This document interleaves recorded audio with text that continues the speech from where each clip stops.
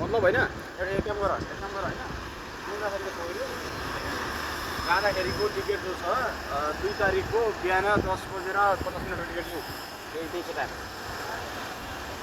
10:50 वाला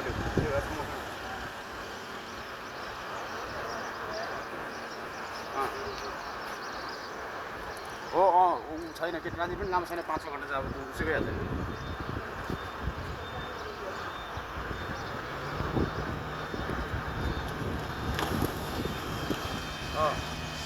बिहान 6:15 पुग्छ आनन्दले बिहान सकेर पुगेर सक्दैन राति पुग्दैन होइन